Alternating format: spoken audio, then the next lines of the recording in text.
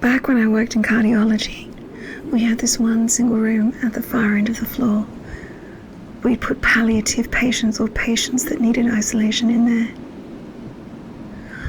I swear, 3 different patients in the years I worked there told me that they had woken in the middle of the night to see an old man and a little girl holding hands, both standing at the foot of the bed, doing nothing. I worked twilight at a care home, but also did the odd night shift now and again. Back then, you had to check the building just after midnight. I remember when closing up the sitting room, seeing a man dressed all in black turn towards me. When I turned the lights on and off, he was gone. A wee while later, a resident died, cradled in my arms. This is Dead Air, and Reddit stories from people who've worked around death and burial and had experiences they can't explain. I had a friend that was a nurse. He said the room right across from the nurse's station was called the St. Peter room, as they always put dying patients there. He said they had one old guy in the room and they knew it was just a matter of a very short time for him. One night he was doing some paperwork when the guy, in a coma, sat up, lifted up his arms like a child wanting to be picked up, and after a second fell back into the bed and died. My mum was in the hospital for surgery and was terrified she wasn't going to survive. She and my dad got into the elevator to go up to her room. A man wearing old-style suit and coat with a hat on got in with them. He glanced over her and said, "Don't worry, it's not your time yet," before getting off the elevator first and disappearing around the corner. My mum told me stories when I was growing up about her first job out of nursing school as an RN in the ER of an old hospital in Virginia in the mid-1980s. There was the man in the hat and patient 1. Most of the nurses had stories about them. The man in the hat would show up and stand outside of rooms after visiting hours. The patients often died soon after. Patient 1 was a woman in a very old hospital gown. She'd walk in the halls before entering random rooms. Those patients usually coded. They took the man to be an omen of death and the woman to be a heads up to grab the crash cart. The day my mom passed away, we were all gathered around her bed, waiting for the moment. My fiance's sister, mom, and baby nephew showed up to offer their support. At 3:32 p.m, Mum passed away. I went out to see them and my fiance's sister said, "You'll never believe this. A few minutes ago, Noah was on the floor playing and he suddenly looked up and smiled, waved and said, 'Bye-bye.'" He'd done that at 3:32 p.m. I worked as a nursing home assistant for a bit prior to grad school. I worked for a private nursing home where I would rotate between 3 different houses. Each house held 6 residents and 2 staff members. When I first started, all the residents were women. One time my co-worker and I were in the kitchen prepping lunch for all the ladies when we heard a loud voice screaming, "Help me! Help me!" We exchanged a quick glance and immediately scrambled away to check on our respective residents. No one was present on my half of the house, so I went back to the kitchen. My wide-eyed co-worker was there waiting for me with a perplexed expression on her face. I asked her if she had heard the voice too, and she responded that yes, she did, but that there was no one present on her side of the house. We simultaneously looked outside and saw every single one of the residents outside, enjoying the rose garden. It was in that moment that we both realized the voice we had heard was distinctly male.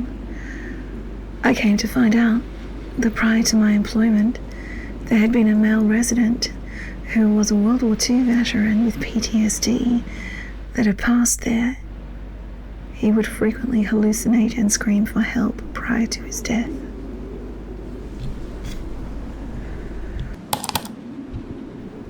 When my father worked at a mortuary, there was one incident where the muscles of the corpse contracted so that the head turned and looked at him through the little window. He said it was the only time he ever felt spooked working there. Last offices had already been done by the night staff, and the patient moved to the hospital morgue, so all that remained was to clear the room of personal belongings and tidy up. I sent a student nurse that I was mentoring at the time to do this while I got on with the drug round. The student had known the patient fairly well and was comfortable with his job. About 10 minutes after, a colleague came to me and told me that my student had come flying out of the side room white as a sheet and was sobbing in the staff room. I went to find out what the problem was, and the student told me that she had been clearing out the sink area in the bathroom, had glanced up, and had seen the deceased patient reflected in the mirror looking at her over her shoulder. My student was a sensible girl, not given to hysterics, but for the remainder of her placement on that ward, she would not go near that side room. I work in EMS. Many years ago, a crew I worked with went to check the welfare and found a body. She was cold, stiff, couldn't find a pulse. They called it dead on arrival. 45 minutes later, police requested us back to the scene.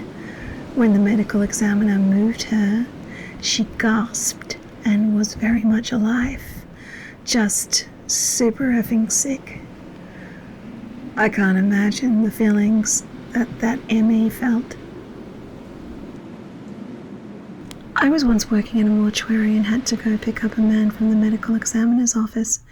When you do that, you get a receipt when they release the body to you. The receipt has all of the personal belongings that are with the deceased listed on it.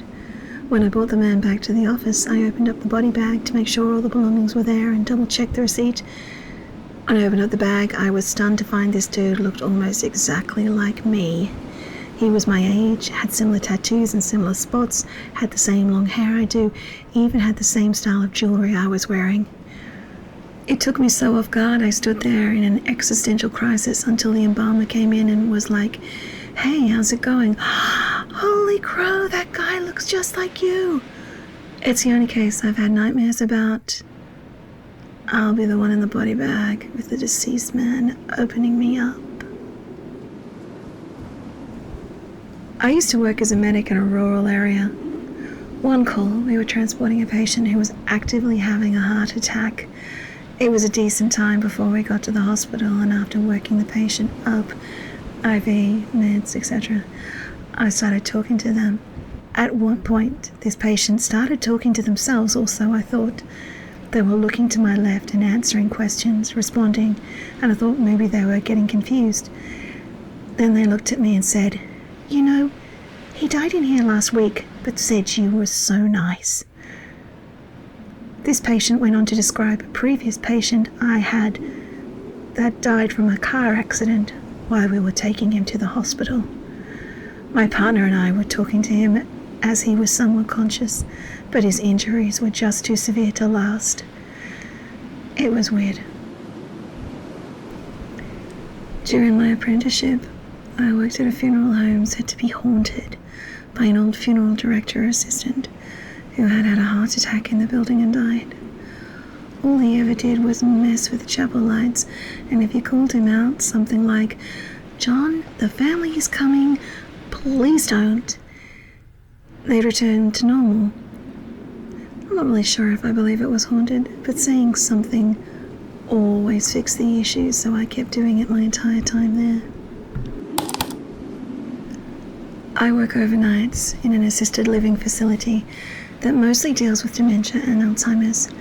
When someone who's lived there for a while starts actively dying, it's like the rest of the residents get restless, like they know death is pacing the halls. Often, the restless residents will, one by one, start talking while in their rooms. I used to go in and check on them, ask what they're saying, who they're talking to, and they all respond, "The girl in the closet." I have closed closets. I have left small lights on for them. I have gotten one up and taken her to the living room with me, and still she stared at the doorless linen closet in the hall and chatted away, not always comprehensively. It only stops after the actively dying patient finally passes. A few residents who have passed started talking to the girl in the closet just days before they sharply decline and start dying.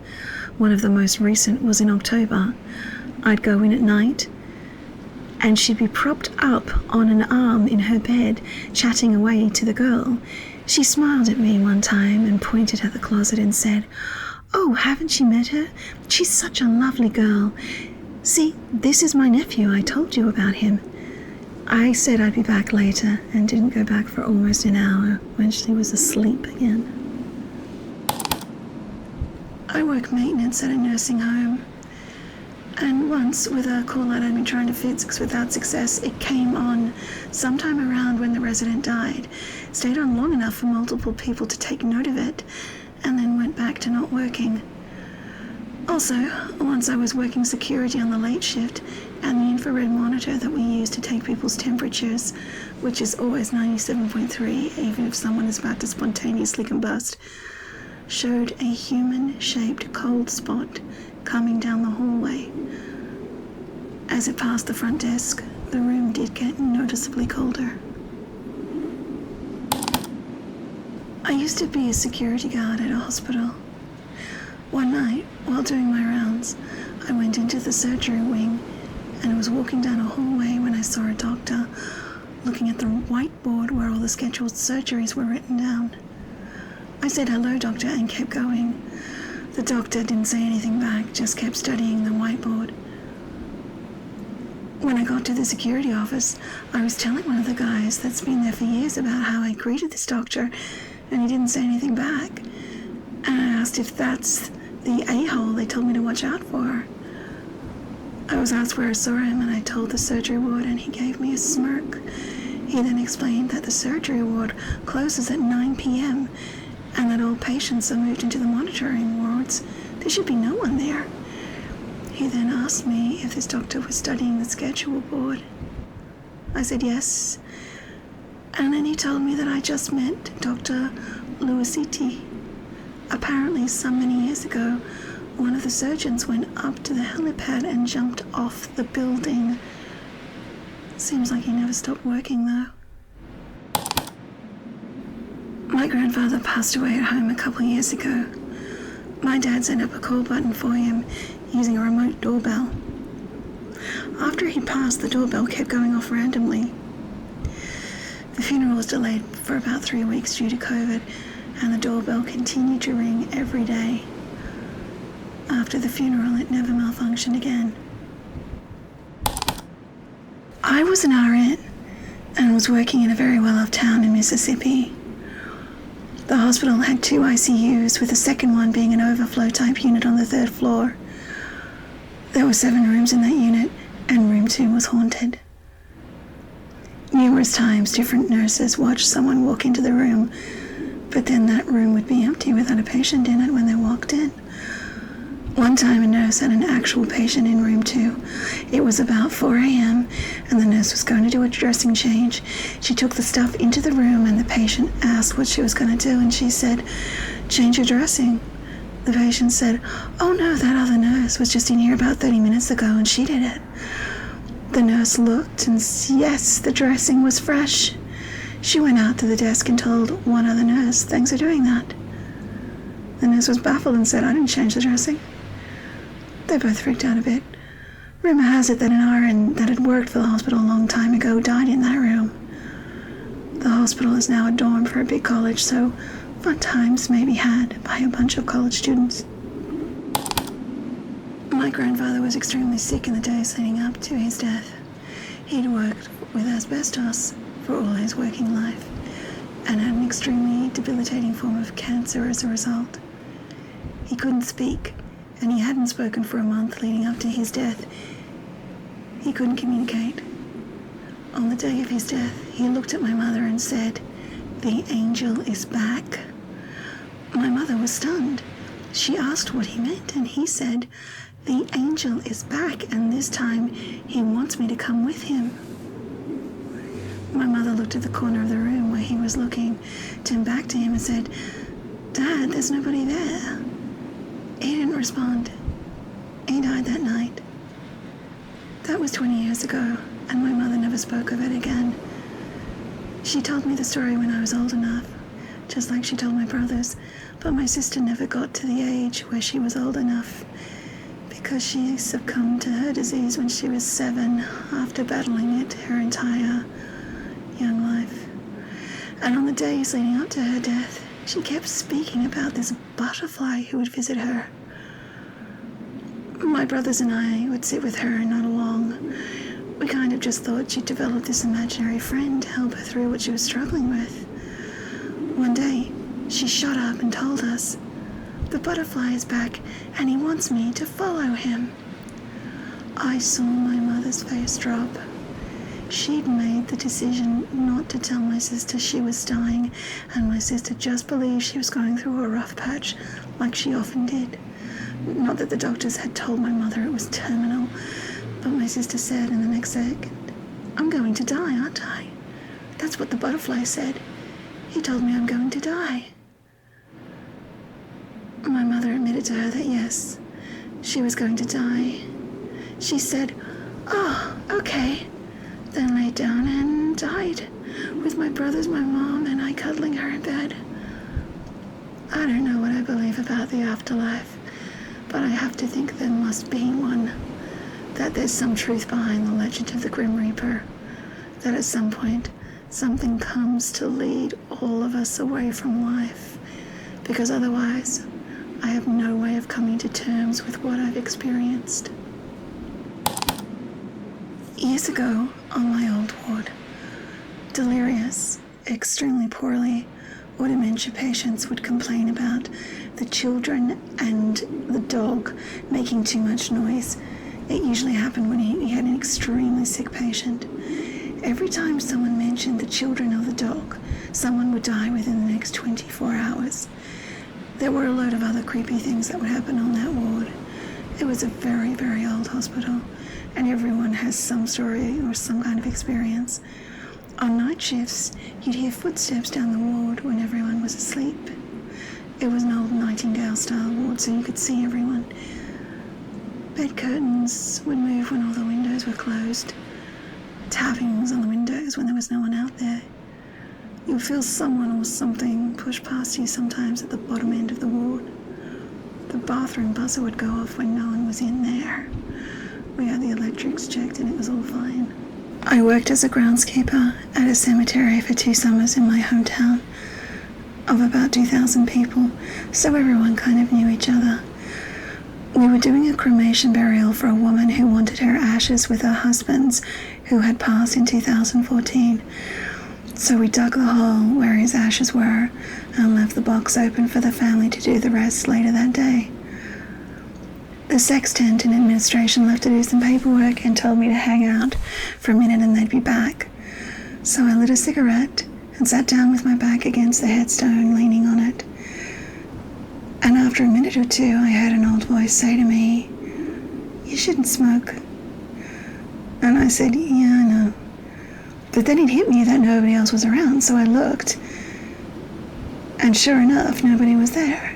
So I sit next to the hole, and after I put out my cigarette, the voice comes back and asks me, "Are you burying Nora?" That's the wife. And I replied with, "Yes, sir." So then his voice changed from casual to excited, and he started telling me how happy he is that it's finally happening, and that he doesn't know how long he's been waiting for her, but it feels like 1,000 years. After listening to him for about 5 minutes, the family shows up, and the voice vanishes. I let out a few tears of joy for Mr. Edwards, the husband. I left some of my trade beads under the box as my own little parting gift, and I told the family that everything was ready for them. They saw me crying and asked if I knew Nora, and I just said, only from her husband, and left the family to do their thing. Later that week, I was weed eating the headstones, and I stopped by the Edwards headstones, and for a brief moment all I heard was laughter, a man and a woman's, like a calm wind in my ear, and then nothing but silence since. This experience lives in my heart rent-free. There was this older woman that used to babysit my sister and I, and she loved the hell out of us. That's what she'd always say. She and her husband had a junkyard that me and my sister would explore for hours. It was so much fun. And she would call us whenever supper was ready and ring this triangle, and then call our names in this particular way that pretty much said, "Get your ass over here before the food's cold." Well, she ended up passing in 2003. When I started the job at the cemetery, I would leave flowers for her regularly, and eventually got my hands on the triangle and set it up next to her headstone, along with a few of her yard decorations. One day, while working late, I heard that triangle being rang at her headstone, along with a voice calling me the same way she used to when we were kids. So I ran over there and sat in silence for about 30 minutes and reminisced about her when she was alive, hugged the headstone, and then finished my day strong. When we took my birth mother off life support, Uncle Boy helped me fight open the windows so she could go properly. The change in air pressure and the breeze lifted and flooded all of the drop ceiling tiles in the room. It was one of the saddest and loveliest and most surreal experiences of my life. I'm an archaeologist, and I spent some time conducting a survey of an island in the Pacific where a horrific battle took place in 1944. Working in the jungle, you're surrounded by noise throughout the day. Then on one of the last days of the survey, we reached the spot. It was an area surrounded by a ring of large rocks where the Japanese garrison's commander and staff had committed suicide as organized resistance crumbled and the US troops closed in after months of fighting, resulting in thousands of deaths. Anyway, we were busy recording the site, and I was focused on the work because there was a lot of unexploded ordnance, bombs, landmines, grenades, you name it, to watch out for. Then suddenly, my colleague just called out to me softly, "Hey, hear that?" I looked up and asked what he meant. He said, "Dude, just listen." And we realized that the whole time we had been on the site, we had not heard a single noise. No bird calls, no insects chirping. You could hear a pin drop. The moment we walked out from the rocks, we were once again hit by the everyday sounds of jungle life. I don't necessarily believe in ghosts, but that place really did make us all uncomfortable. I'll never forget that oppressive atmosphere. I used to work as a nursing assistant in assisted living communities. Usually when our residents started to need hospice, they were transferred out to a higher level of care, so I didn't see death for a long time. When I first started, my favourite resident, let's call her Marilyn, she'd play Scrabble with me. She was very alert and oriented. Sometimes she liked to sit quietly with an iPod shuffle clipped onto her vest and these huge headphones. She loved music. Well, slowly she started to decline. I would help her get ready for bed, and she would get upset when she forgot how to do something. The only thing that calmed her down was playing music off my phone. She liked Frank Sinatra and the Beatles. Her independent ability declined rapidly, and soon she was bedridden, but still loved listening to music. This was during COVID, and her quality of life was diminishing quickly. We didn't transfer her out. She had an apartment at the facility with all her belongings where she was comfortable. By the end, her dementia had progressed to the point that she couldn't remember how to swallow. Marilyn passed away with me, the head nurse, and her family at her bedside in her apartment, Unit 202. I did her post-mortem care afterward, styled her hair, she liked to wear it, even clipped her little iPod onto her shirt. A few days after she died, a woman in 203, that's the neighbour apartment, kept wandering into the lobby during night shifts, always at 3 a.m. She complained of loud music coming from Unit 202. That apartment was vacant, just full of Marilyn's belongings. She said the music was so loud it was deafening. Whenever the night shift worker went to check, he didn't hear anything. Not so much creepy as sad. I miss Marilyn. While I was in nursing school, I worked as a night shift tech on a general hospital floor. Our sister floor became the COVID floor during the pandemic. One night, we got a call from upstairs that a patient had passed away and they were out of body bags. So a nurse and I went upstairs to bring them one. On our way back to our floor, the elevator doors closed like normal, but the elevator didn't go anywhere. All of a sudden, the doors opened back up and then closed again, and then we were moving. We looked at each other, and the nurse said out loud, "It's okay, we'll show you the way out." Hospital windows don't open like the old days, so I guess souls have to take the elevator. Mine is actually really wholesome. I worked with a family who lost their 30-or-so-year-old daughter unexpectedly, and when I went to take a lock of her hair for her mom, I was really struck by this strong scent of sweet artificial grape, which must have been from her shampoo, because even after I washed the hair I'd cut with a different shampoo, it still smelled like grape. For the whole week that her body and her ashes were in my care, I would randomly smell that scent pretty much every time I picked up her file. I figured that it was just a coincidence, because the lock of hair was with the file, although it was sealed in a Ziploc bag which was tucked inside a fairly thick cardboard folder. But then when I went to put her ashes in the urn, I could smell it again, even though the file and the lock of hair were on the other side of the funeral home. I mentioned it to her parents when they came to pick up the urn, and they laughed and told me that the grape scent was her favorite shampoo and body wash. And she was probably hanging out because she would have been very curious and very interested in my job and what I do. The wholesome part of this story is that a few months later, I worked with another family who lost their 20-or-so-year-old daughter in the very similar circumstances, and her family happened to order almost the exact same urn. That week, I kept smelling something sweet, and it would start to trigger a memory, but then disappear before I could remember where I'd smelled it before. When the urn came in, I opened the box, and it was like being punched in the face with grape shampoo, and I suddenly realized what I had been smelling all week, and I was like, "Oh, it's," and said the girl's name. It was the same thing as before. Every time I handled the file, grape shampoo. When I went to transfer the ashes into the urn, grape shampoo. Every time I handled the urn before giving it to her parents, grape shampoo. I like to joke that I've handled so many dead bodies that I'm immune to ghosts, because I never have spooky or supernatural experiences.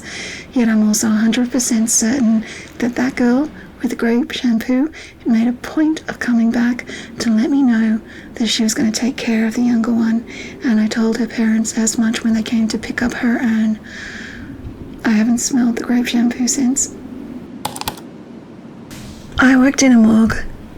One time one of the bodies sat up, looked at me, and then died again. I don't know what happened that day, but I quit, and now I do construction. This isn't my story, but it's one of my law professors. The professor taught torts and insurance law. In insurance, there's this idea of an insurance interest. It means that in order to take out a policy on someone or something, you have to have some kind of connection to them or to it. That means you want them/it to be safe. Life insurance, you need to have some kind of relationship to the person that makes them more valuable to you alive than dead. That's the short version. Parent, child, employer, the specifics are outlined in your country or your state's insurance code. And importantly, uncle is not on that list by default. So, deadbeat and his wife are looking for some easy money. Deadbeat and wife live together with his mom, brother, and nephew. Nephew loves to play baseball.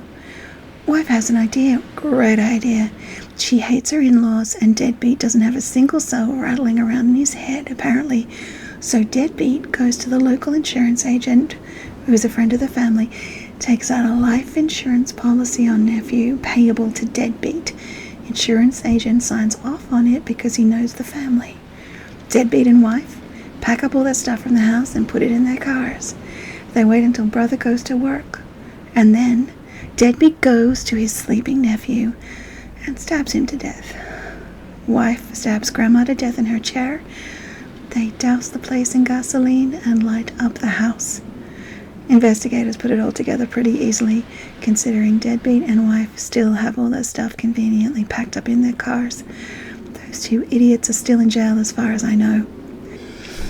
My professor gets involved in the story because brother is suing the insurance company for writing the policy that got his son killed.